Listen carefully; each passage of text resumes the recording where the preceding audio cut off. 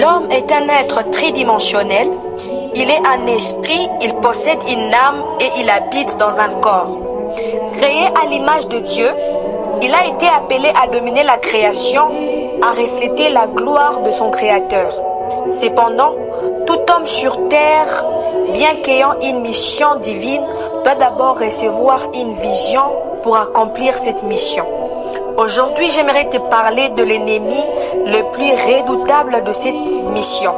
Ces rats invisibles qui rongent ta provision céleste. Cet ennemi, c'est ton âme. Oui, ton âme. Si elle n'est pas maîtrisée, elle peut devenir le pire obstacle à ta destinée. Depuis la nuit de temps, l'homme a cherché un royaume, un lieu de lumière et de paix. Pourtant, Jésus a dit, le royaume de Dieu est au milieu de vous. Ce royaume se trouve en toi, car Dieu a placé en toi un esprit semblable au sien. Ton cœur ne peut être comblé que par lui et lui seul. Jésus a promis, je prierai le Père et il vous donnera un autre consolateur afin qu'il demeure éternellement avec vous, l'Esprit de vérité. Lorsque le Saint-Esprit vient dans ta vie, il apporte avec lui une soif de choses d'en haut, une passion pour Dieu, des désirs saints et une aspiration à la justice. Mais une lutte interne s'installe. Ton âme qui abrite tes émotions, tes désirs charnels et tes sentiments s'oppose à l'œuvre de l'esprit. L'âme peut être influencée par de forces spirituelles, qu'elles soient divines ou démoniaques.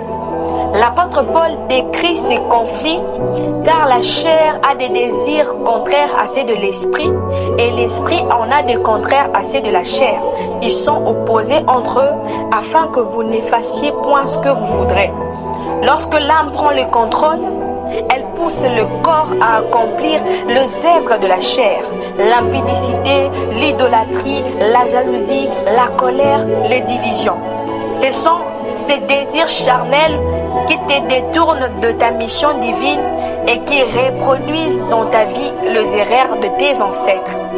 Chaque famille peut être sous l'influence des principautés et puissances, des esprits qui manipulent les âmes de membres pour les pousser à répéter les mêmes erreurs, l'adultère, la colère, l'alcoolisme ou autres péchés.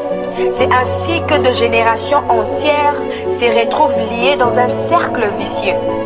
Mais toi, oui toi, tu es appelé à briser ces chaînes. Jésus a déclaré, si donc le Fils vous a affranchis, vous serez réellement libre. Ton âme doit être soumise à ton esprit, qui lui-même doit être rempli de l'Esprit de Dieu. L'esprit de l'homme est une lampe de l'Éternel, les dit Proverbes 20-27. Et c'est par cet esprit que Dieu dirige ta vie. Ne laisse pas tes émotions prendre le dessus. Elles peuvent détruire ta destinée. Veillez et priez afin que vous ne tombiez pas en tentation. L'esprit est bien disposé, mais la chair est faible. Une vie de prière fervente est indispensable pour accomplir le plan de Dieu. Nous vivons dans un monde spirituel où des forces invisibles agissent. Car les armes avec lesquelles nous combattons ne sont pas charnelles, elles sont puissantes par la vertu de Dieu pour renverser des forteresses. Réveille-toi, oui toi mon frère, ma sœur, réveille-toi.